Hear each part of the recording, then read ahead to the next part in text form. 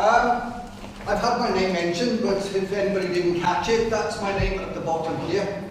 And before I go into the talk, I just want to say for you, I do have a loud voice. People have offered me microphones, but I have naturally quite a loud voice. But if at the back row you find that you can't hear what I'm saying, I'm starting to go a bit quiet. If you just give me a hand movement like that, then I'll elevate my voice as best I can. I'll try and sort of motion around. I'm conscious of these pillars in front of some of you over there. There are some seats in the front here, in the second row here. If anybody feels the need and wants to move up, then you can do. If you're happy, otherwise we can start. Okay, going to give you a talk now for about 45 minutes or so. Right? I could literally talk for hours, right? But I've got to trace it down a bit. But if I do capture your imagination, whet your appetite or anything like that, and you think, I'd like to see some of these photos, a bit more detail, read a bit more about what he's talked about, then if you stick the word Island Farm into Google, or if you stick that website address, then you will hit my website. It is my website. It's nearly 18 years old now. It started off literally with about 3 or 4 pages, and is now several thousand. Right? I kid you not, right? It is quite extensive, and it's used, this now sounds like I'm blowing a trumpet, but it is used extensively by universities and historians alike. Okay, so let's get the show on the road. I don't want the grown-ups to shout out, because I've seen my first volunteer in the audience. Do you recognise that building? Do you want to tell the audience, and you've got to talk as loud as I do as well, right? You can't whisper it, right? You've got to be loud, right? Tell everybody what that building is. The police. Police, yeah, a little bit more? Headquarters. Well done, police headquarters. A lot of children, when I give this talk in schools, they say to me it's the police station. Well, for those of you who don't know, our police station is only, half a mile just up behind Wilkinson's then, or behind the, next door to Aldi, up by there. That is our police station. This today is South Wales' police headquarters. There's a little bit of a clue as well in the foreground, but they seem to miss that bit. But anyway. That building, as I say today, is South Wales Police Headquarters, but it was built in 1938 and nothing whatsoever to do with South Wales Police. The reason that building was built is because it was the main entrance of an ammunition factory. The largest factory there has ever been anywhere in the whole of Great Britain. Now this factory geographically was large, but when I'm talking about large, this factory, I'm talking about the number of employees. There were 40,000 people working in this factory at the height of its production. And it's probably a record that's going to stand for the dawn of time now, because production lines are autonomous, robotic and so forth, so consequently that's a record that we're likely to hold. I do get challenged by some people. They say there was a factory up in World War I that had 80,000 people working in it, and it supplied ammunition for the First World War. Yes, there was a factory, and yes, there was 80,000 people working in it, but it wasn't one factory. It was a site that had a collection of factories on it, and consequently, collectively, they made a total of 80,000. But ours was one factory on the one site, and consequently, we own the record. This here is an aerial photograph of our factory. So today is our police headquarters, or the ammunition factory entrance, all the way down here. And this factory extended all the way up to the village of Coitchurch. That's Coitchurch all the way up here. That's nearly 2 miles long. This here, its widest point, roughly, we call this bit the elbow. Roughly here, it's about 1/4 mile wide. And this is only half of our factory. This particular part of the factory made the shell casings, and because it predominantly made such a vast quantity for the Navy, it was locally nicknamed the Admiralty. So I'm going to talk to you for a second about this part of the factory known as the Admiralty. So if I bring us down to ground level, there is our factory entrance here on the end here, and these are the buses bringing the workers. Am I coming across you, sir? No. You're right. So these are the buses bringing the workforce into work. Now before anybody has a go at me, right, I'm not making a sexist comment, the main workforce would have been ladies. The reason being, the men would have been in the forces, in the Army, the Navy or the RAF. So the vast quantity of this 40,000 would have been women. Now there are men in the photograph, I'm not that naive, right? But what I'm trying to get across is the main quantity would have been women. And they came from literally miles around, from as far west as Carmarthenshire, as far east as Monmouthshire, and down from our various valleys. This particular bus in the foreground has got the word Pen-y-bont on it. In those days, it would have taken nearly 2 hours to get to work just from Pen-y-bont, right? Coming down the valley, stopping at the various stops, etc. The women then would have done an 8-hour shift in the factory and then had the converse journey to go home. So for some of these women, nearly a 10-hour plus day. So we could spare a thought for some of these women when we whinge now, oh, I got a hard day at work today, I've done a 7-hour day. We'll spare a thought for some of these women doing plus 10 hours every single day. Here's a photo in exactly the same location, but this one is looking towards Waterstone Roundabout. So Waterstone Roundabout is over here. Again, the big row of buses bringing the lady workers in. Once the shelves were made, they were then transferred to the second half of the plant. The second half of the plant is over in Brackler. Now, for those of you who are not familiar with what I'm talking about, or where I'm talking about, I should say, I'm going to tell you some landmarks that exist sort of today, and hopefully you can latch on where I'm talking about. If you know where Tars of Us used to be, if you know where Shepherd's the Vets is, if you know where Brackler Brake is, if you know that little industrial estate there on bottom of West Pass Hill as you go up into Coity, that industrial estate was known as the Arsenal. Now they were the shell fillers. These ladies would have put their hands straight into the cordite. No rubber gloves, nothing like that, health and safety. So over time, their hands were stained vibrant yellow. And they got known as canaries because of the colour of their hands. Apparently, these women would even rub the cordite in their hair and try and blonde their hair. I can't think of anything more dangerous, but nevertheless, that is what they did. After the shells were finished and complete, they were then loaded onto trucks, and you can see these tram lines disappearing into the bunkers. What do I mean by bunkers? Well, exactly that. If you live on the Hunters Lodge end of Brackler, so if you live towards Shepherd's the Vets, your house today is stood on one of 7 tunnels. There are 7 tunnels that extend a nearly quarter mile into the hillside, all in parallel to one another. And collectively, they're known as the 8 X's. People think that they're called the 8 X's because there were 8 tunnels. That's not true. The factory is so huge that it was split into geographical zones. And where the tunnels were is zone number 8. So that is all the 8 part represents. It's the zone. The tunnels then had a unique number, and I don't know if you can make it out in the audience, but up on here, at the top of this tunnel, it says 8X. So for zone 8, X is the entrance, and then at number 2. So this is tunnel number 2. So 8X1 would have been over here, 8X2, 3, 4, 5, 6, and 7, all going quarter mile into the hillside. Now I'm going to jump forward in time because it is relevant.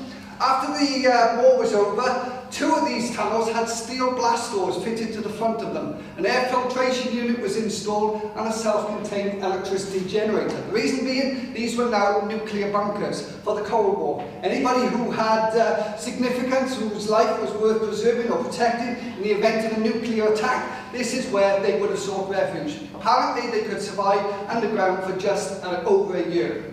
After the Cold War was over, these tunnels were sold off locally to a businessman who bought them, and he then rented them out to South Wales Police as forensic storage area. Being very, very sterile, right, because of the air filtration unit and the self-contained electricity generator, massive reinforced steel blast doors on the front, a very, very secure building indeed. Unfortunately for the person who bought them, they've now been deemed a bit of a health and safety issue because there's no natural light in there, there's only one way in, one way out, so there's no emergency and so forth, and consequently South Wales Police have now pulled out from using it. So whether he will ever get somebody else to rent them, I don't know. Okay, so bring it back to the 1940s then.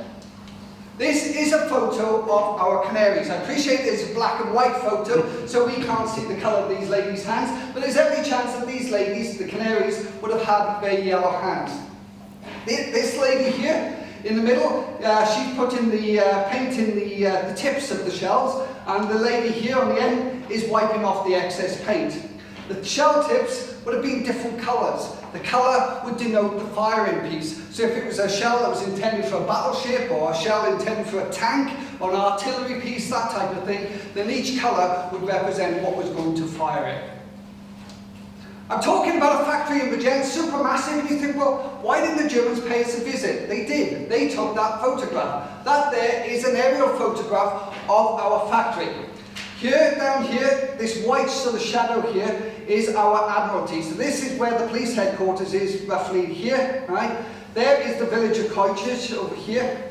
So this is the Admiralty where the shells are made. They then transferred through an internal rail network over to Brackler, to the arsenal, and these are where the Canary ladies would have filled the shells over here, and then roughly here are the 7 underground tunnels known as the 8 exits. Coity Castle, just to give you some sort of bearing, is approximately here.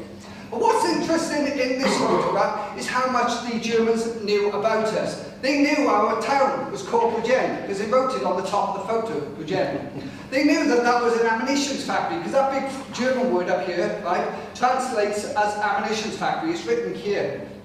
And also over here, again, I appreciate you can't see it from the audience, are the Eastons and the Northins, the compass bearings of our town. So for whatever reason, right, the Germans, you'd have thought, would have bombed our town, but never ever made any significant attempt to do so. There are some bombs that peppered around Bridgend, but they're single bombs. They're where a plane is in trouble, trying to jettison its load, etc. I personally, as a child, where Sainsbury's is now, there's a crater in the common there. And we used to call it the bomb hole, and I've actually got the exact date that that crater was made. And yes, that was a bomb dropped by Germans, but it wasn't an attempt to bomb the factory. People say to me the reason they never bombed the factory is because of the mist.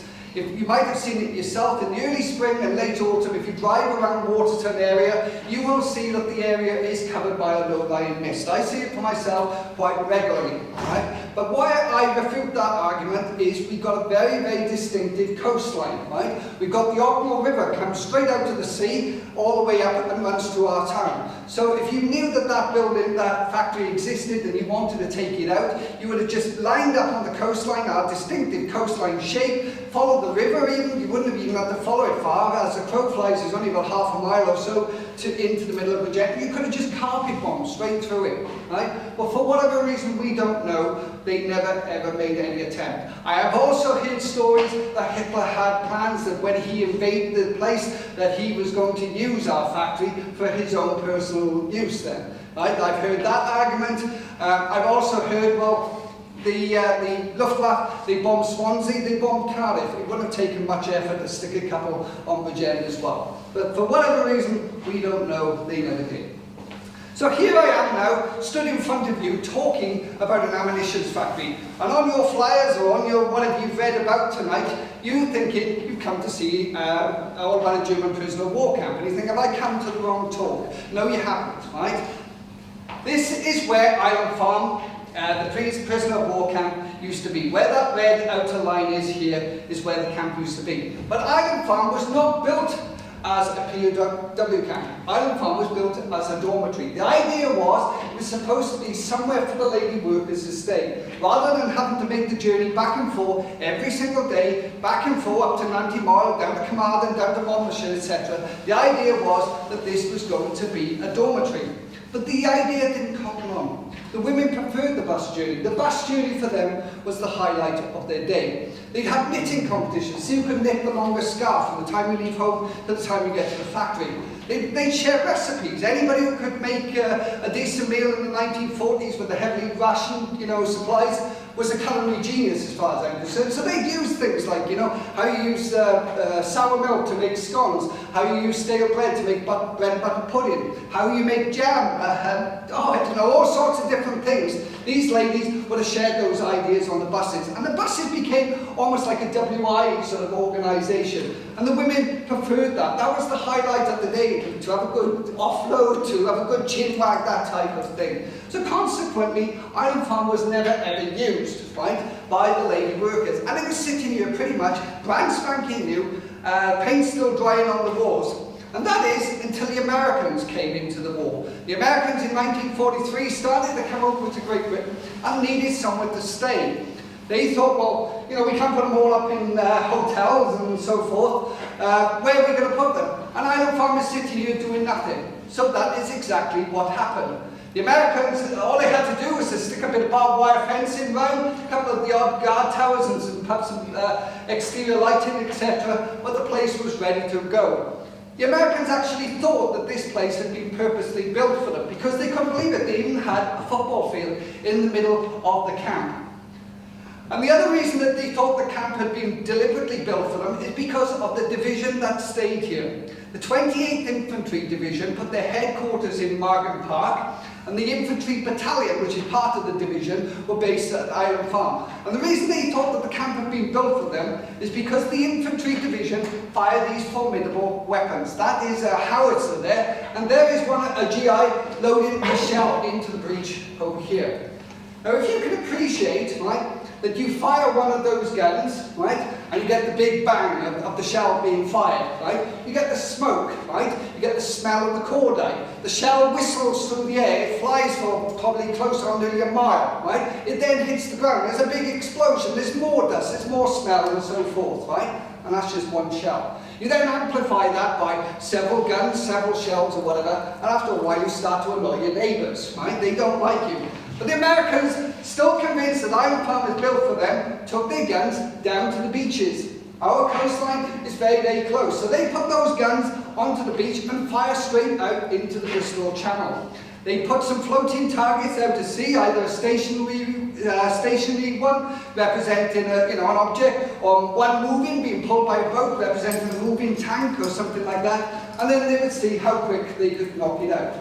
The other advantage of the sea is the splash of the water. As the shell hits the water, the splash in front of your target tells you fired too short, the splash behind your target tells you fired too long. So you can even do much better and more accurate range finding by using the water. Alright, you might kill a few fish under the sea, but none of the environmental damage that you'd have on the landscape. Well, after a while, the Americans had to leave the camp. And we're talking now round about the March of 1944, right? So this is just prior to D-Day. So down to the southern tip of Great Britain, all these Americans would have started to go in order to prepare for the D-Day landings of June the 6th, 1944. So Island Farm becomes empty for the second time, right? And that is, right, after the D-Day landings, they now capture Germans in their tens of thousands, right? Up until this point, you would have not had a prisoner of war camp in Great Britain. Before the D-Day landings, you wouldn't have had a camp here. Why? Well, think about it.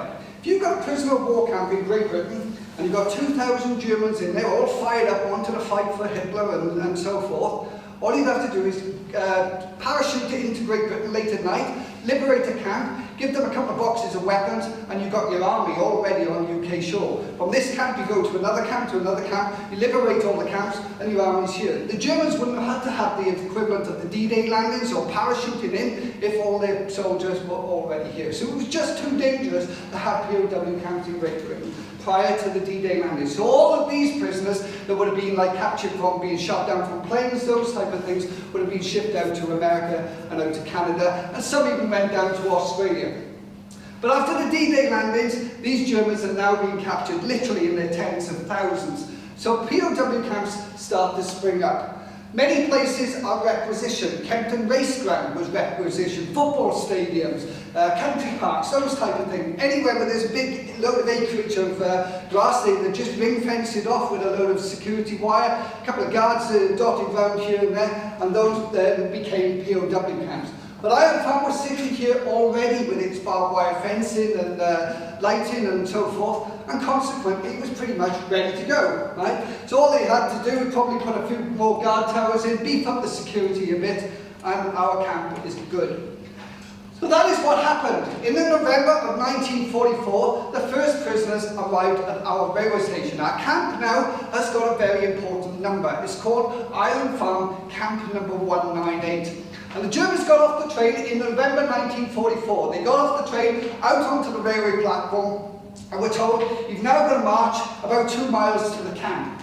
They said that breached their Geneva Convention rights, that they should have transport, there should be troop lorries or whatever to take them on their journey to the camp. But they were told, no, you've got to walk, you've got to walk. And they were flatly refusing to do so. They were goose-stepping around the platform, making a big commotion, and so much so, the station master went out onto the platform to see what was going on. Very, very official-looking gentleman with a very, very pink cap and gold braid running around it, big black overcoat, gold buttons running down the front, lapels as well. Very official-looking gentleman. So when he told our Germans to march, they mistook him for a high-ranking senior military officer. Mutual respect for a senior officer, they picked their bags up and marched all the way to the camp. Now this photograph is not Bridgend, I hasten to add, but I included to give you some idea of what the scene might have looked like. You've got some very small children around here and here, and probably the very first time they've ever seen such a concentration of that many men.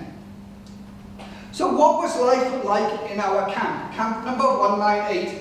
It was crowded. There were some nearly 2,000 prisoners held here. It was very, very rowdy, a lot of singing and sort of boisterous behaviour, etc. And there was reputed to have been bullying that went on in the camp. And I get that. I can imagine 2,000 Germans all cooped up, testosterone flowing, etc. All of them trying to vie to be top dog. But what really annoys me passionately, right, is when people will try and tell our story. The story of Iron Farm, I love that story. I love the fact that the story is being told to the public and the story is being kept. But what I really get passionately annoyed about is when people just do it for money. Right? Let me give you an example. There's an author that's got a book in our W.H. Smith and claims that there was a soldier, a German soldier, in our camp by the name of Otto Iskat.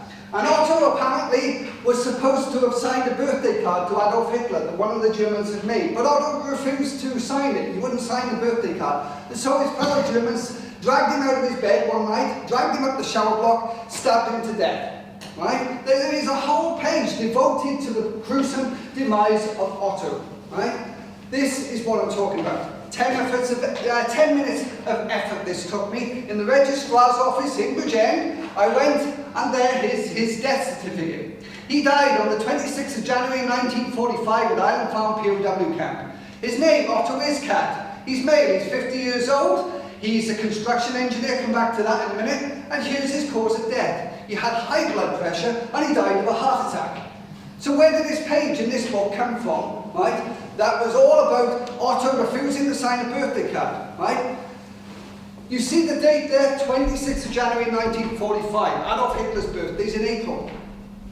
You know, so you already start to doubt the story, and it's all sort of like fabricated, and you think, well, there's somebody here just putting that in a book just for their own, you know, to make their own ends, right? If you don't know, don't say. As far as I'm concerned, history is there to be told correctly. If you can't back your story up, if you can't tell your account accurately, then don't say it. Or put the caveat in that I'm saying this story, but I don't know 100% if it's true or not.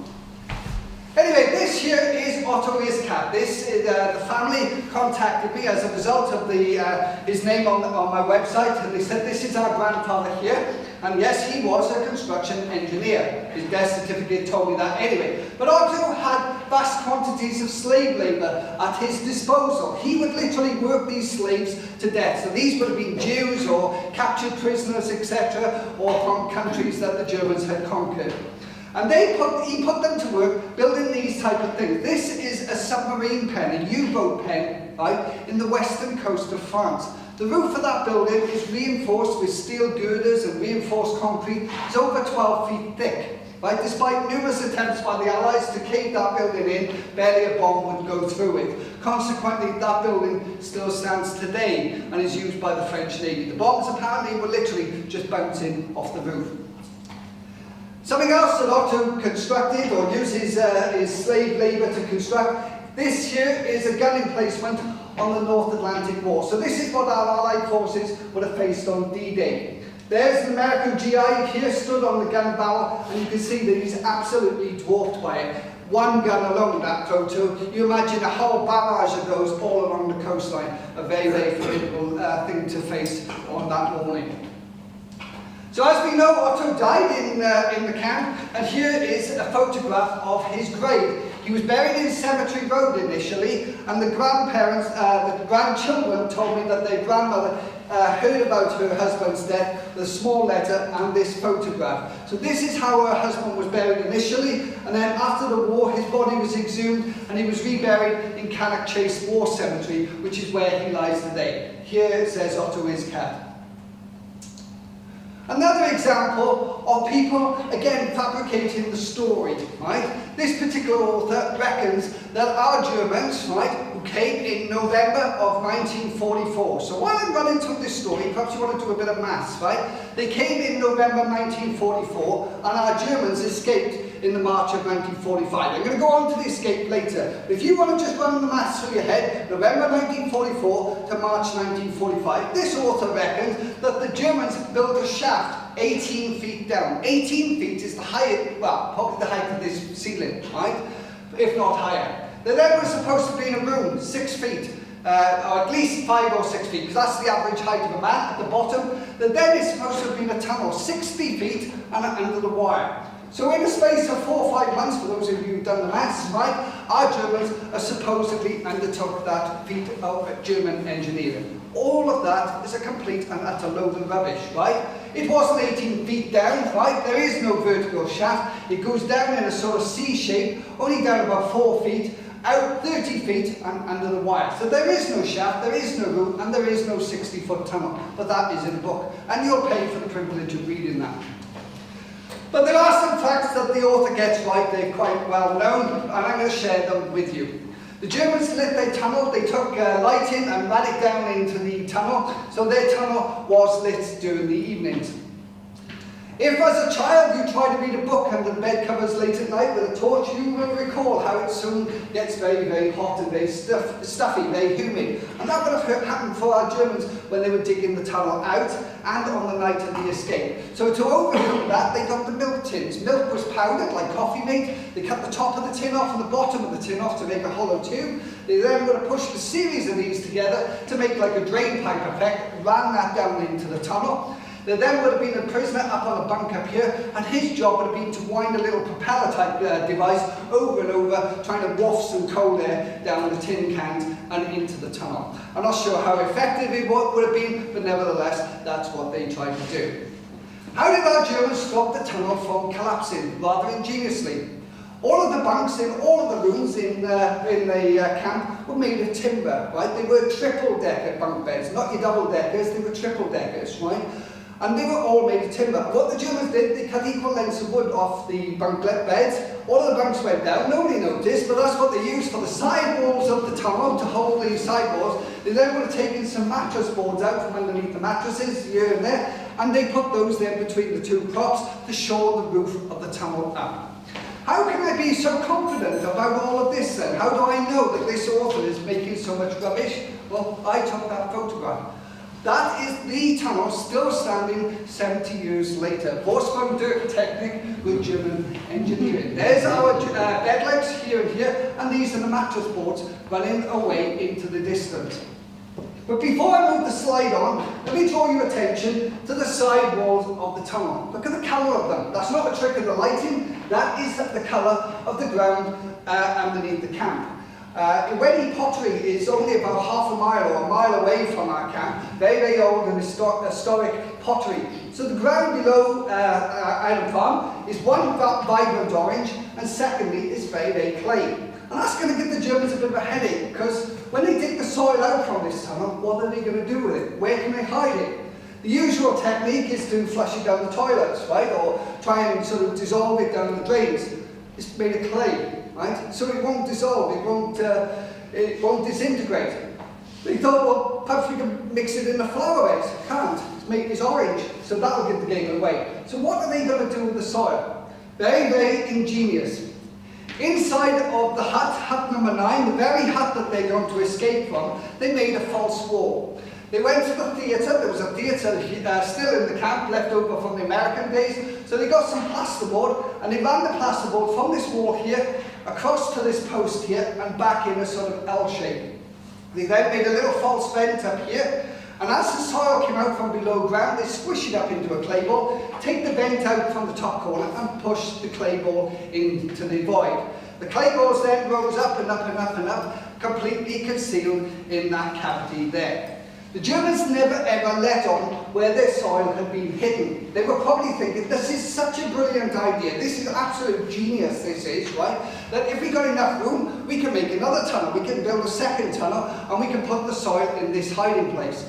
If we get taken to another camp and we can get hold of some plasterboard, we can make another false wall. So the whole secret of how this soil had been hidden lay unknown until the 1980s. And it was only then when a vandal went into the hut and he either deliberately or inadvertently kicked the wall, and the wall finally gave way, revealing its secret. This at one time was an absolute sea of clay balls all the way down here. Thousands upon thousands of clay balls. Over the years, these have been trodden on, and consequently that mound now is quite smooth. But we have managed to capture a few of these, and they are in our display cases up at the hut. And you can actually see the fingerprints in the clay ball where the German has squished the clay ball up.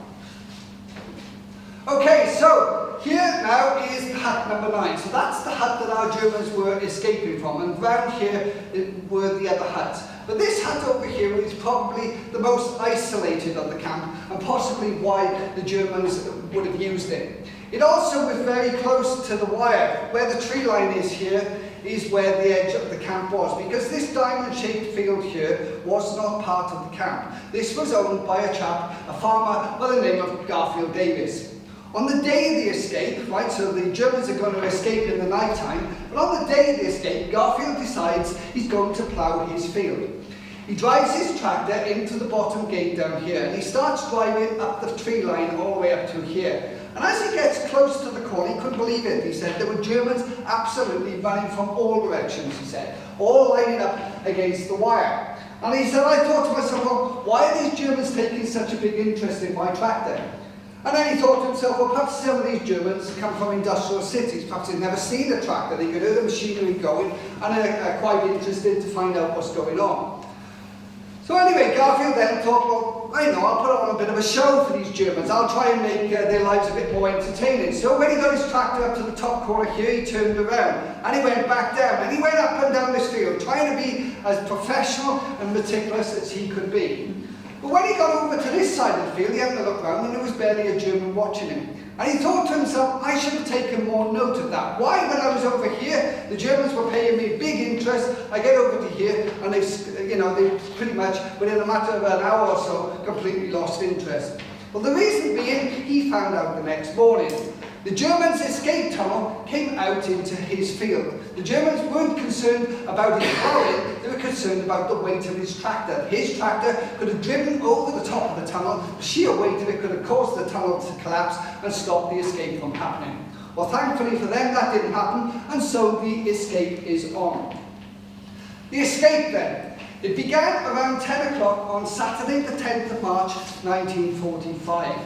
Each prisoner exited the tunnel and made his way to a rendezvous point inside Garfield Davis's field. So once there was a party all collected up, say 4 or 5 people, they then would have set off into the night. And everything was going really well until about 2 o'clock in the morning. Hermann Schallenberg, who was a Luftwaffe officer, he gate crashed the escape attempt. He was inappropriately dressed and he had a white kit bag. And as he burst out of the tunnel exit, the moonlight shone on the kit bag and gave the game away.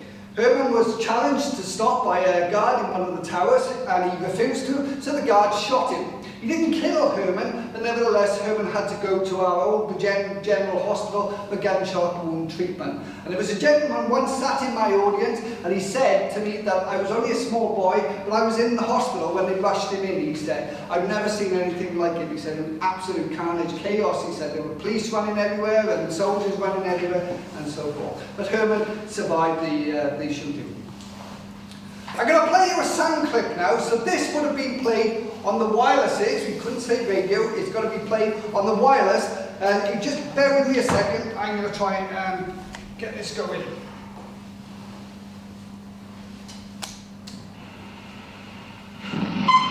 This is the BBC Home Service.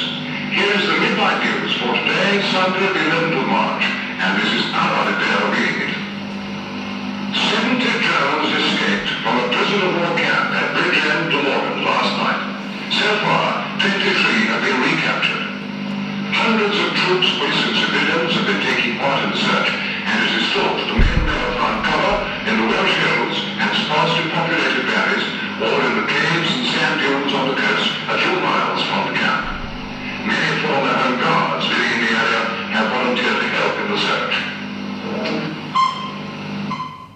appreciate that radio's down on the floor and it might have been a bit kerfuffle. Could everybody hear that at the back included? Yeah? Okay. Is my voice loud enough? Are you able to hear me? Great. Okay. Albert Liddell there is the newsreader reading that news broadcast. I'm going to go a little bit off topic. I have given this talk once or twice to sort of WI groups, and they always take me off because I keep saying that Albert Liddell was a bit of a heartthrob, right? And that's the word I use, heartthrob. And they always tell me off, they say, you mustn't call him a heartthrob. He was known as a sweetie. You had to call Albert a sweetie. Okay, so our Germans, right, are finding their way around. They're doing quite well for themselves. Some of them make it up to Birmingham, and some of them even make it all the way down to Southampton. And this is confusing the military somewhat, because a few years prior to, as the war is sort of started, somebody said, well, if we run the risk of Germany invading us, how can we slow their movement down? How can we stop them navigating around Great Britain readily? And somebody came up with an idea and said, well, I know, let's take every single road sign down in Great Britain. And that is literally what happened. Every single road sign, every single direction sign, anything that had mileage or distance or that pointed that way or that way, anything that gave anybody any idea of sort of movement then was confiscated, was removed. The metal was put back into the war effort, recycled, right? But what did we forget to do? In true Dad's Army style, you couldn't write this story, I promise you, right? This is true Dad's Army style. We forgot to take the maps down on the backboards of the railway carriages, the very railway carriages that brought our Germans to the camp. So there is old Fritz sat in the camp, in the carriage, the railway carriage, whiling away the time, on his way to Fferm, and he looks down the carriage and sees a map. And he thinks, boy, oh boy, that could be handy. And he traces the map onto the tailpiece of his shirt. This is the actual tailpiece, right? This is not a mock-up photo. This is a photograph of that tailpiece. Here is the southern tip of Great Britain. So we've got our main ports here. We've got Plymouth and Exton, Southampton, all the way over to Dover here. The whole of the southern tip of England.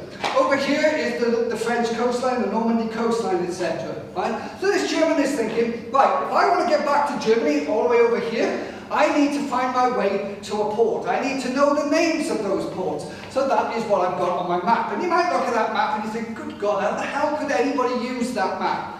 Because those lines there, mind, they're not road lines, they're railway lines. So in the dead of night, our Germans are running around. They're not going to run down the streets. There's not much point. There's no road sign. Just said that, right? So there's no point. And you run the risk of somebody coming the other way. Our Germans are going to run over the fields, right, across the countryside. And all of a sudden they get lost. They get hopelessly lost. And they think, oh my God, I don't know which way I'm going. All I've got is the moon and a couple of stars and perhaps my homemade compass to help me. But they come across a railway line. Well, they now know from their map which way that railway line is going, right? And to all intents and purposes, a railway line only goes that way or that way. I know you can have sort of junctions and points and so forth, but it's not so convoluted as a road is, right? So in the dead of night, that map would have given some sort of semblance of direction. This particular German, again, this is a real photo, this German has traced the outline of Wales onto a handkerchief. This here, all of Wales on the handkerchief. And these lines, again, they're not road lines, those are railway lines. So again, in the dead of night, when you're hopelessly lost, something better than nothing. Anybody here from Porthcawl? Anybody? Okay, I'm going to go a little bit off topic. It is still related to Fferm, but this is a true story. There was a Canadian soldier who was over in Great Britain, part of the D-Day preparations and so forth, right? And he went AWOL from the Canadian Army. AWOL means absent without leave, so he gone absent, right? And he went with his, I'm going to use this sort of symbol of in quotes, right? His wife, right? To a B&B in Porthcawl. And he was set up there in Porthcawl. They had a little 2-year-old boy as well that they had together. And while they were in Porthcawl one evening, they heard the news playing. They heard that all about Albert Liddell saying about the Germans escaping. And this American, right, sorry, not American, Canadian, he happened to have a gun. And he demonstrated to the people in the B&B, right, that they were staying in. He said, look, he said, if I ever see any of these Germans, he said, I'm going to shoot them, he said, I'll have them. And they said, oh, you carry your gun on you, you know, quite regularly. Oh, yeah, I always carry my gun inside my tunic, he said. Right? So he told the people in the B&B that he owned the gun. On the night of the next day, right, so the news had been played saying that the 70 Germans have escaped, he decides to go to the pub. Right, and he's had a few beers, he's had a few Swifties, and he comes home about 10 o'clock at night on the Sunday, and he invites his girlfriend, or his wife as he was calling her, right, out for a walk. While they were walking down a lane on the side of Main Road in Porthcawl, they had an argument, right? And apparently, right, while they were there arguing, some Germans jumped them, right, and demanded her handbag. They wanted the handbag for money and food and so forth. So in the struggle that was for her handbag, he discharged his gun, right, trying to shoot these Germans. But he inadvertently shot his girlfriend. So she now is gravely injured, right? She's got this gunshot wound, right? And she gets taken to a hospital, Wartime hospital. It's not there anymore, right? But the hospital in Bridgend. And she said, like, you've been shot, right? And you're not going to live, right? And the bad news is you've got about 3 or 4 days to live. You were pregnant at the time, so you just lost a little baby as well, your unborn baby. And they said, what happened? Oh, no, she said, Howard was trying to defend my honour and trying to stop me from being mugged, and he inadvertently he shot me, he shot me. He never meant to, it was all a struggle to try and defend my honour. So this happens now until the night before she's about to die. She dies on the Friday morning, the early hours of the Friday morning. And literally on the Thursday night, she changes her story and reckons that Howard, right, was a nasty man. He was a violent man, really, really abusive, right? And that they had an argument and he pulled the gun out and deliberately shot her, right? And she put that in her statement. So the whole thing, I am going off topic, I appreciate, right? But the whole thing, right, goes to trial, right? And Howard gets found guilty. He appeals the crime, right? And they set his appeal date for the August, right? So in between this now, the lady, his girlfriend, his wife, right? Turns out Howard was already married. He was married out in Canada. He already had a son out in Canada, right? The little 2-year-old boy that this woman and he had, right, together, goes to Aberdare to stay with the sister, and he dies in a tragic drowning accident, right? So now this is the third person has died, right? She's died from a gunshot wound, right? She lost the baby that she was carrying, and the 2-year-old boy has drowned, right? Staying with his auntie. Howard gets found guilty again in his appeal, and he goes to the gallows, right? He's hanging in Cardiff prison for his crime, right? But the whole thing means 4 people have died as a consequence of this murder. That was blamed anyway on the Germans, but it turned out that they didn't believe him and they reckoned that he was a violent man and so on. So I know I got a little bit off topic, but if you're from Porthcawl, it sits in there nicely. Okay, so let's go back to our Island Farm camp. Okay, so what was life like in the camp after the escape? Well, our Germans were all recaptured inside a week. But they couldn't put them back into the camp. If they put them back in the camp, there could have been a second tunnel or a third tunnel. You put them in tonight, they'd be back out in the morning to another tunnel, right? So every single German had to be rehoused. So 1,634 prisoners were moved from our camp, Island Farm Camp 198, over to Carberton Camp 181 in Nottinghamshire. Look at the date, 31st of March 1945. The war ends in the first week of May, right, of 1945. So you might think, well, Island Farm's done its job, who cares, pack up, let's go home. Wrong. Island Farm now has its biggest part to play, the whole of its history. It gets given a brand spanking new name, Island Farm Camp Special Camp 11. And on January the 6th, 1946, so a long time after the war is over, it's now become an officer camp. These guys who are going to come to the camp now are high-ranking German officers. They are literally second only to Adolf Hitler. So if you watch the Discovery Channel, the History Channel, those sort of channels, you might recognise some of the names I'm going to talk about, right? There were 200 officers in our camp, and the reason they're being held there, they've all got to attend military war trials. They either attended those trials against themselves or giving evidence as somebody else who tried. I'm not going to go through all 200 before you all bolt for the door. What I want to do is give you a little flavour of the type of people we had in our camp. Let's start with one of the highest ranking. This one here, General Feldmarshal. That's not a spelling mistake, that is his title, General Feldmarshal Gerd von Rundstedt. There was actually 4 Feldmarshals in our camp. Everybody seems to remember this guy's name, Gerd von Rundstedt. Everybody remembers him and forgets about the other 3. So I'm going to stay with this guy because he seems to be the most popular, but there were actually 4 Feldmarshal in our camp. Before I go on to talk about him, I want you to make a mental note of his uniform. A very, very highly decorated man indeed. He's got a rack of ribbons over here. He's got medals, he's got collar boards, he's got shoulder boards, and he's, very, very decorated uniform. Just park that in your mind for a second, that I want to go back on that in a couple of slides' time. What did Gerd do then? Well, he planned Operation Sea Lion. In 1940, Adolf Hitler wanted to invade Great Britain, right?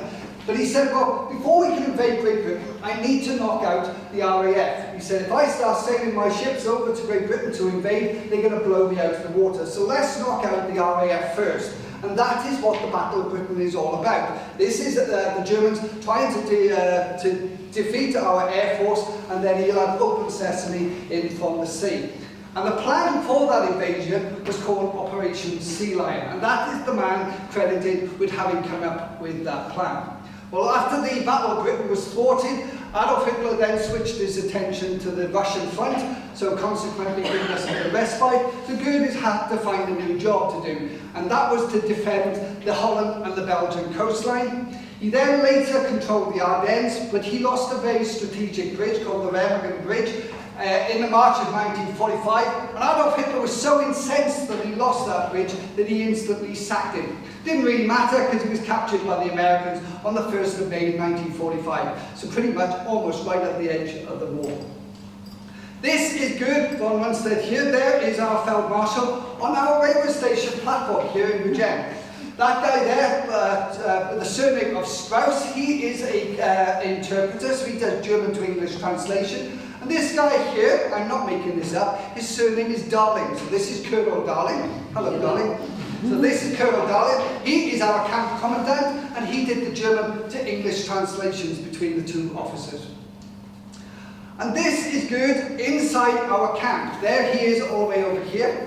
And these other guys are very high-ranking officers indeed, but because they're lower ranked than our Feldmarshal, when Gerd goes off to Nuremberg to a war trial, they have to line up inside the camp as a mark of respect to say goodbye to him. You can see the guard tower there in the background and the barbed wire fence, etc. So Gerd is off on his way to Nuremberg. And this is him at a trial. He's giving evidence at somebody else's trial. It's not his war trial. Here he's got the translation headset on here, look. And here's his uniform that I asked you to put in your minds a few slides ago. His ribbons have gone. His collar boards have gone. His shoulder boards have gone. And his medals have gone. He's been what you call denazified. These guys have made major military decisions, won major battles and conquered large, defeated armies and so forth, and been awarded for that military genius. And these guys are so up in the clouds that the only way that you can bring them back down to planet Earth, right, is to denazify them. Take anything that gives them status or pomp or anything that gives them any sort of quality then in their mind, right, and take it away from them. The only thing he's been allowed to keep is his uniform, because it's cheaper to let him keep it than have to reclothe him. Well, he's only giving evidence at a trial, so here he is, here. He's coming back to the camp.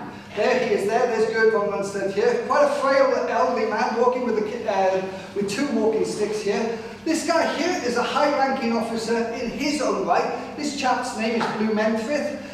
Very high-ranking officer, but because he's subordinate to him, he has to do things like pull the handcart, load his luggage on, polish his boots and so forth, almost like a batman, a butler to the Feldmarshal. I said there were 4 Feldmarshals in our camp. There's number 1, there's 2 there, there's 1 behind the other. I know you can barely make out the second, so there's 2 there, and there's our 4th one here. So 4 Feldmarshals. There's Strauss, the interpreter, over there. For the children in the audience, I normally throw this out to them. I ask them if they know what that is.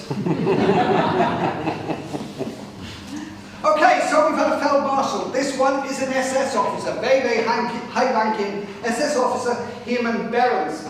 He ensured ethnic cleansing out in Yugoslavia. Very, very nasty and very, very sinister guy indeed. The photograph of him here is very heavily creased, right? He's got creases up on here and here, etc. Right? But here on his cheek, that there is not a crease. That there is a scar, deliberately done on his cheeks. He was into sword fencing, dueling, right? And it was considered honourable and fashionable, almost like a period tattoo then, to have your cheeks deliberately scratched with your swords to create a permanent scar. I can't think of anything more barbaric, but nevertheless, that was what they used to do. I know a wealth of information about this guy. How do I know so much? Well, if you can think of that as being the daddy, this here is the son. That there is the son. That's obviously me in the middle. And that's the man's wife here, the son's wife here. And we met in 2001. He contacted me through my website and he said, look, I promise you, he said, I'm not going to try and defend what my father did, etc. He said, but I was only a small boy when I last saw my father alive. Can there be any possible chance that I could see where my father was once held as a prisoner? Well, as a consequence of the obvious meter, he gave me some very, very unique photographs. He said, this is me as a boy here. This is the last time I saw my father alive, he said. I'm about 3 or 4 years of age there, he said, and this is my father, the SS officer here. And he drew my attention to his father. He said, look at my father, he said. Adolf Hitler would have fallen in love with him. Not because he was that way inclined, right? But he said Adolf Hitler had a fixation with the Aryan super race. An Aryan super race was considered to be pure breeding, pure blonde hair, right? Not peroxide bleached or anything like that. Natural blonde hair, pure natural blue eyes, and very, very vibrant and sparkly eyes, and then a very, very strong and rugged physique, he said. So Adolf Hitler would have thought that he was a dream person, right? And he said, look at my father here, just a few years later, he said, right? He said he's the shadow of his former self. He said, here, he looks like he could play rugby. Over here, he said, it doesn't look like he could play tiddlywinks or ping pong or whatever. He said, he's lost his hair, but he's very, very gaunt and clearly lost a lot of weight as well. But a very, very nasty, sinister guy indeed. And this is Herman Behrens again here. And all of these guys, this photo taken inside our camp, are high-ranking SS officers indeed. This one, if you know your German history, this is Karl Wolff here. All of these pretty much met their end by different means. Herman Behrens was extradited out to Yugoslavia, stood trial for war crimes, and was put up against the wall and shot. Right? And the son actually said to me, he thought that his father's trial, he sort of investigated it, he thought his father's trial was a bit of a show trial. I asked him, I said, well, what do you mean by a show trial? Are you trying to sort of defend what your father did? He said, no, he said, I don't care. He said, what my father did, obviously, he said, it's happened or whatever. He said, I'm not trying to define that, but he said, the Yugoslavs, he said, were out to get somebody. Whether he was innocent or whether he was guilty or not, he said he was going up against the wall and was going to be shot. That's what he was trying to say. But pretty much all of these guys met their end by one means or another. So let's lighten the mood again. Okay, so have you ever heard of the V2 rocket? The V2 rocket, as its name suggests, was just that. It was a rocket. They would launch it from the French coastline, the Normandy coastline, and literally where it ran out of fuel is where it would crash land and explode and kill people and do damage, right? I'm not making light of that, right? But the other thing that it did a lot of psychological damage, because this rocket, when it was flying faster than the speed of sound.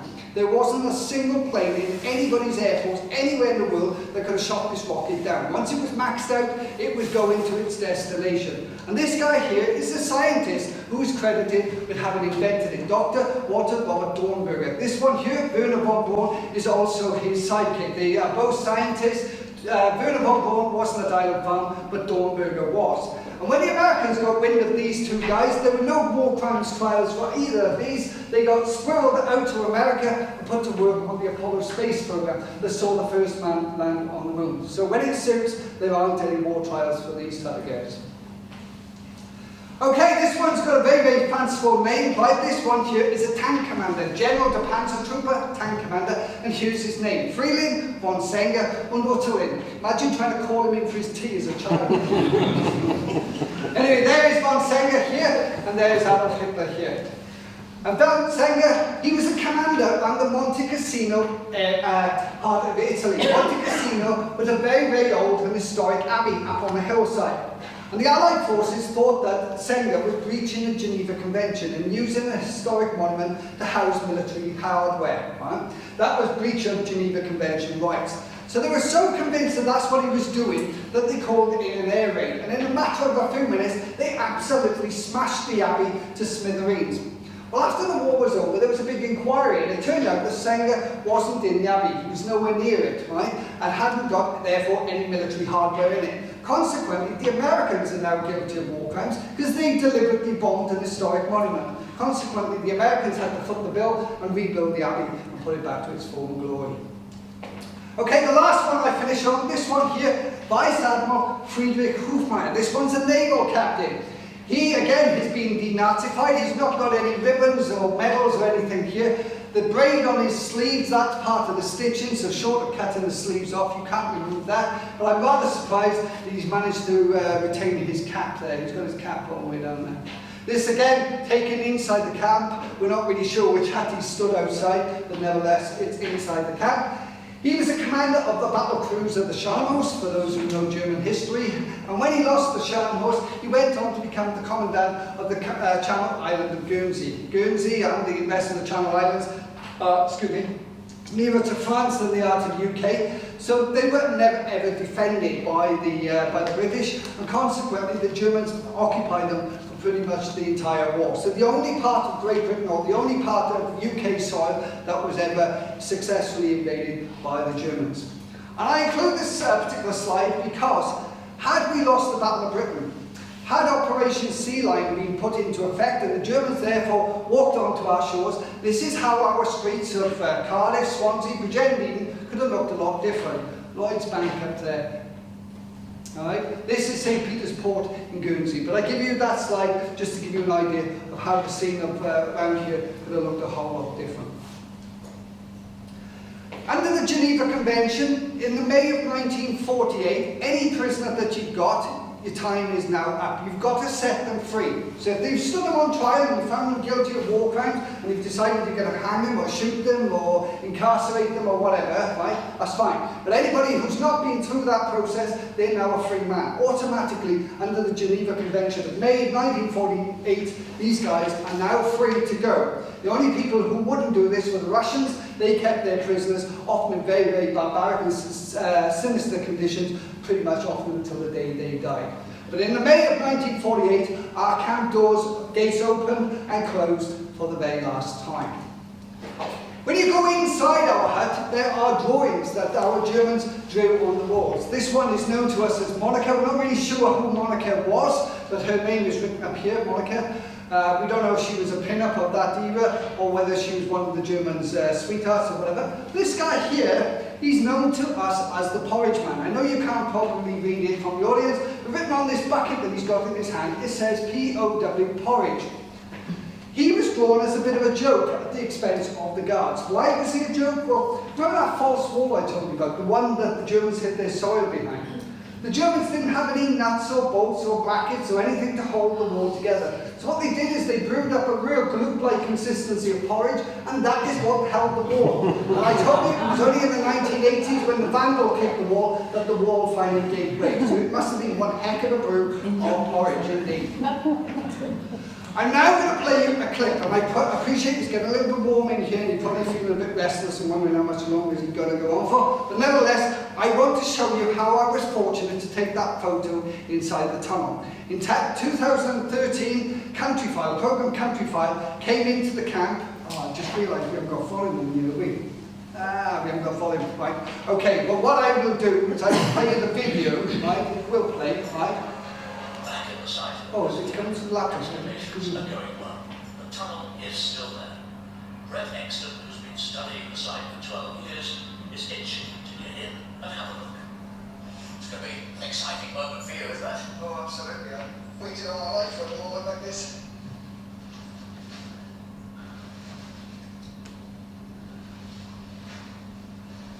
Oh my word.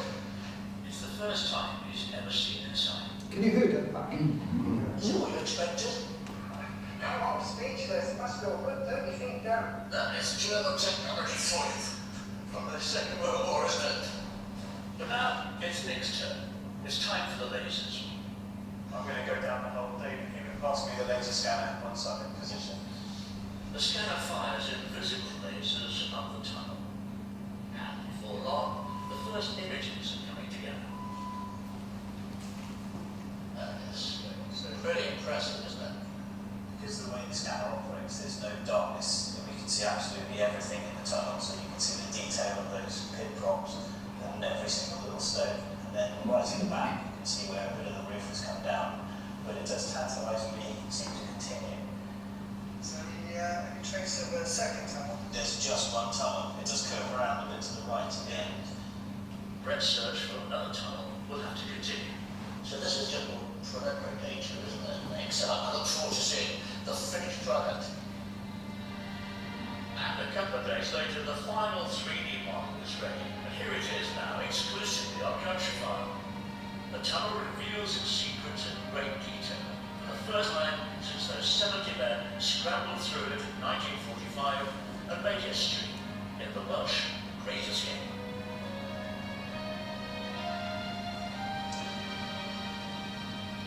For those of you who couldn't hear it at the back, right, that was just a little snippet that I took out to the programme, right? But first of all, when they excavated the tunnel, they dug down literally through the roof of the tunnel.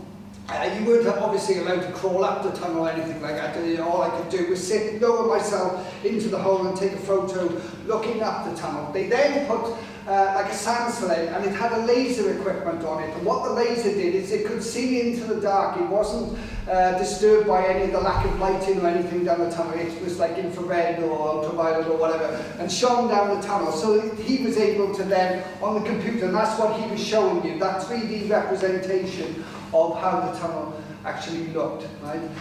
What he then said, I don't know if you caught it, is the end of the tunnel, he said it collapsed. Well, it hadn't collapsed, they filled it in, right? But the middle part of the tunnel is still standing today. Okay, that is the end of the talk. I hope I haven't bored you too much, or I managed to keep your interest, right? That is it from me. I could talk for hours and hours, so if anybody's got any questions or anything that they want to ask me about the camp or anything about the war, then feel free. You can either sort of throw them out now as a sort of questions and answer session. You can come on to me at the end and speak to me one-to-one. Yes, sir. I'm just curious, you said that there was never used by the ladies in the munitions. That not by anyone at all, is it? I can't honestly say with my hand on my heart that it was completely not used, but the idea didn't really take off. So you might have had possibly one or two huts, because there were about 30 odd huts in total, but the whole semblance of like hundreds or thousands of women, staying in the camp, that certainly didn't take off, and that's why then the Americans came along and took over the camp then. So yeah. The history of the ammunitions factory is being studied by a chap by the name of Mike Clubb, former head teacher at Bridgend.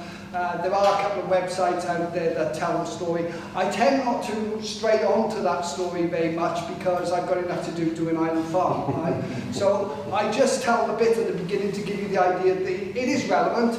And it gives you the connection to why Island Farm was built. So that's why I sort of mentioned it at the beginning.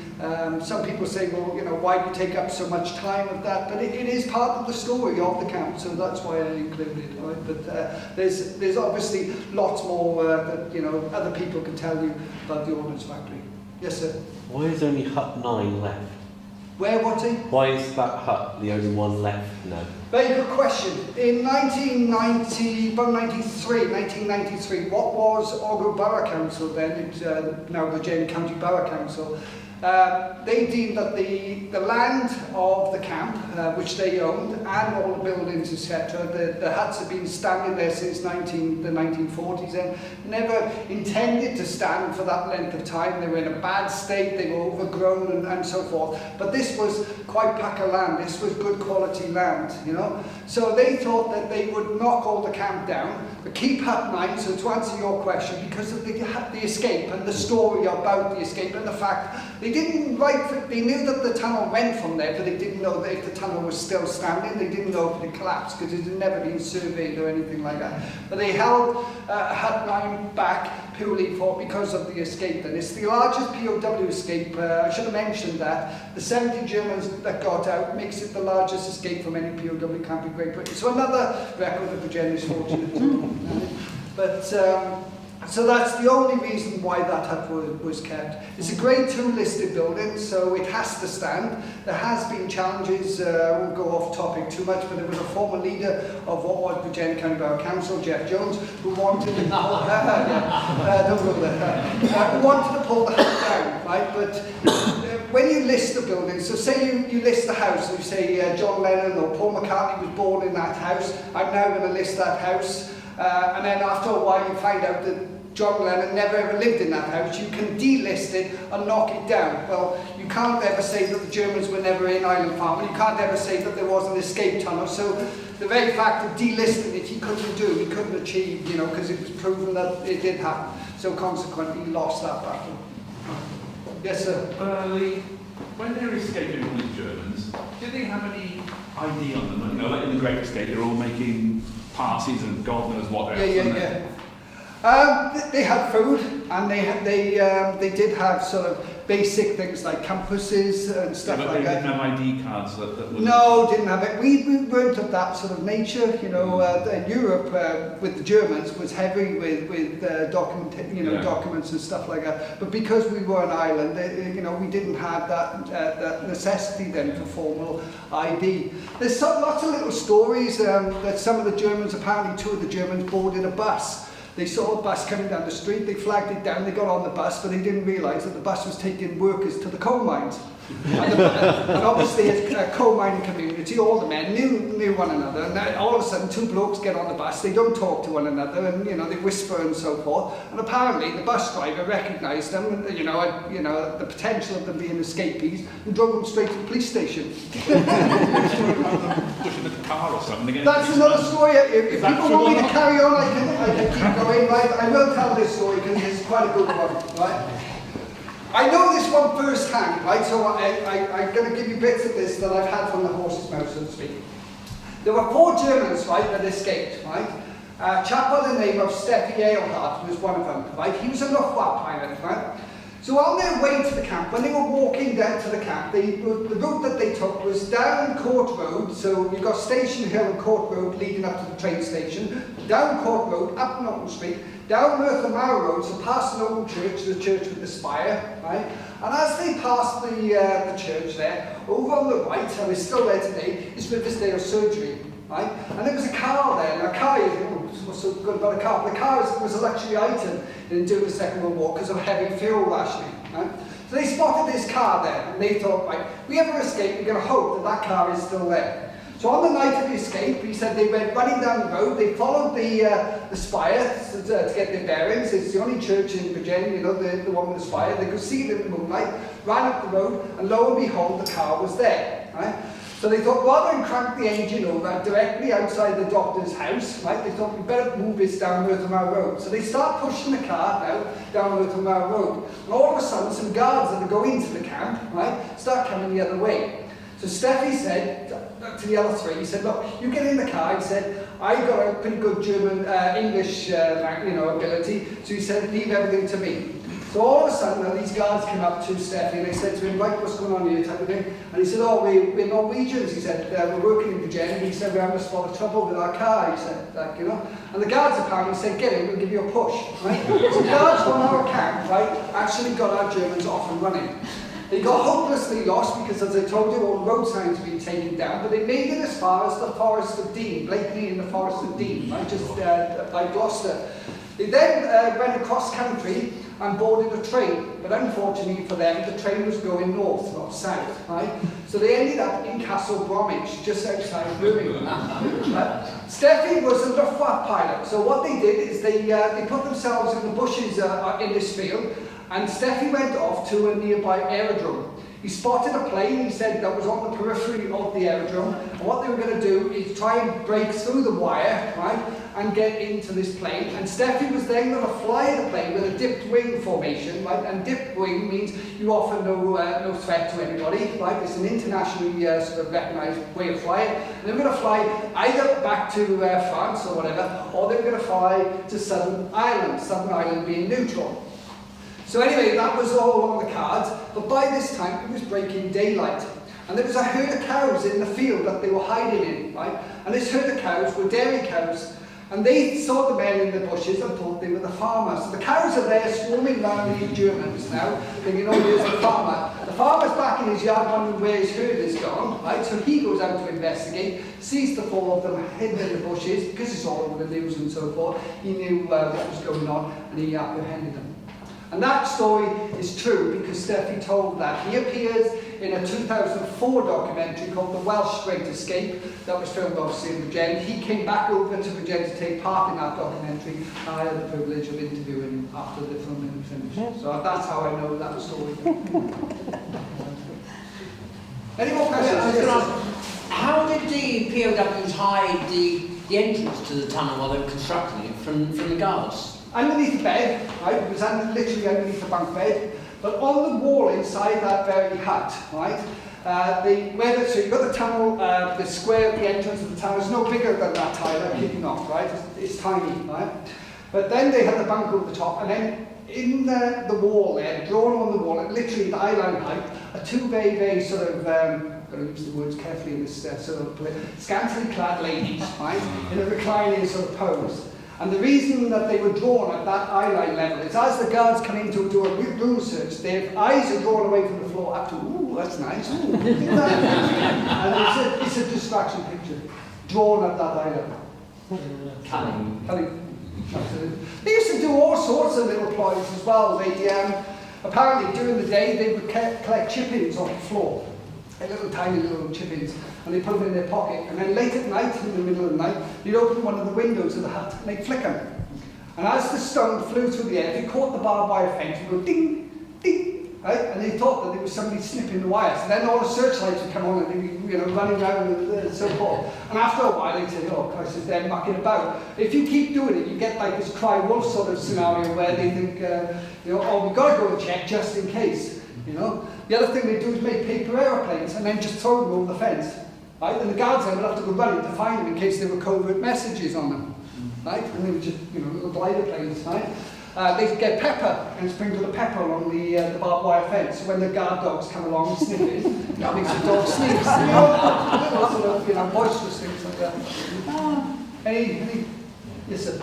Are there any plans to preserve what's left of the tunnel now? Okay, so the hut, the tunnel was excavated by County Fire in 2013. Between these four walls, right, don't give me a bad name, right, it was a man with a JCB, right, he literally just dug a hole, right, and after it was used, it was filled back in. But what's happening now is the ground where it was excavated is starting to subside, right. I'm absolutely so angry about it, right, that the council didn't employ a proper company to come in and do it. They just piggybacked off a bit of publicity and let some guy walk up with a JCB. So I personally think that tunnel should be inspected by a professional company. I don't see how you could ever allow members of the public to sort of see that tunnel. So what I've even suggested is they could put a tow a periscope that looks down into the tunnel, right? So you don't need to excavate it ever again, right? There may be means, you only need to have a full section, you don't need to see the entirety of the tunnel. So if it has collapsed in one area, you could perhaps preserve whatever's left of it, the tunnel's about 30 foot in length, So if it's collapsed, say 10 foot, you still got 20 foot. Let's try and keep that there, But yeah, the council won't do anything to the building. We as a group, preservation group, are not even allowed to put a nail, a screw, we're not allowed to paint, we're not allowed to do anything physically to the building. But we tell the council to do it, and they say we haven't any money. So it's like, can't be knocking a hard place. What we are trying to do as a group, right, is we're now trying to elevate ourselves. We've been going now for about 5 years. We're trying to elevate ourselves into a charitable status. and with that you can then approach HLF, Heritage Lottery Fund, and get secure funding. There's all sorts of environmental issues on the site. The rest of the camp has supposedly got dormice in it. The actual hut 9 that we've only got half of the hut because the other half is colonised by bats. So the hut is partitioned in half. The bats have got one half and we've got the other half. They've honest to God, if you open your bedroom window and a bat flies in and perches on your light fitting, you'll be evicted before it will. The only way you'd be allowed to coexist is you have to build a polycarbonate flight tunnel from your light fitting out through your window so the bat can come and go as it chooses. You can't evict it. People say to us, oh, why don't you just smoke them out or shut the door or whatever. You can't. Honest to God, they've got more rights than you and I put together. Right? So honestly, if ever you see any bats circling your house, make sure you shut the window. Was there talk at one time of lifting the hut and taking it to St Fagans?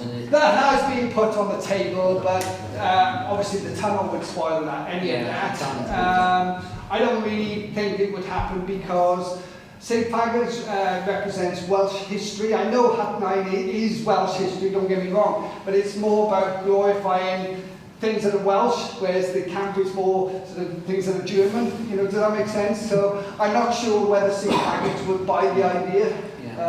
So I don't know, but it has been sort of people have bandied around.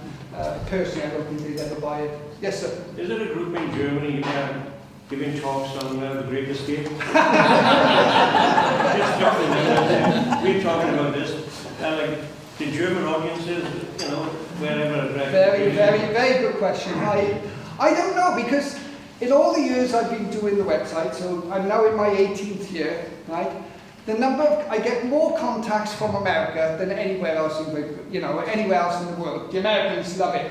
The Americans say, God, if we had this, they'd have opened it up and probably as a theme park. But the Americans seriously would have bought it. They love it. They get the idea of the camp and restoring it and so forth. But in all years, I probably could count into single figures the contacts I've had from Germany. Either they're embarrassed by it, or they don't want to stoke a fire, or what. I don't know what it is, but I very, very rarely get a contact. I get a few contacts from countries that were invaded or occupied by Germans, right? So, for example, from Holland, if there was an officer from our 200 officers that was in Holland, people who were in Dutch then writing a book, they asked me then, can I have a bit of info off your website, or can I have some of your photos or whatever to include in their book?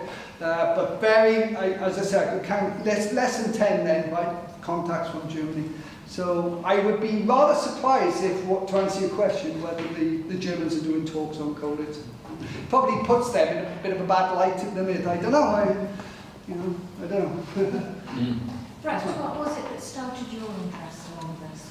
Good question indeed. I work in IT, and back in the year 2000, the internet was just sort of starting out. And I wanted to get on to the idea, I wanted to educate myself about what websites were, how to do a website and so forth. So I was looking for a topic. I was just looking for something, put a couple of web pages up just to prove a point, right? And I couldn't think of a topic, I couldn't think of anything to do. And it was at that time, my younger brother went from Cardiff Airport out to Colditz, right? We're talking about Colditz, right? He went out to Colditz and spent the day there. And he came home and he was full of it. He said, oh, they did this, and he dug here, and they tunneled there, and so forth, right? And he was full of it. And he said, oh, you've got to go out there sometime, and blah, blah. So then I said, I'm sure there was a POW camp in Bridgend. I said, I'm sure there was, So I went into the Bridgend Library, as it was, here, this building, and I asked the lady on the counter, I said, have you got any books on Highland Farm? Because that's what I thought it was called, Highland Farm. And she said, ooh, tappy, tappy, tap. No books on Highland Farm. And she said, well, what are you after? And I said, about the POW camp in Bridgend. And she said, I think it was called Island Farm, or Highland Farm, Island Farm, tappy, tappy, tap. Nothing came up.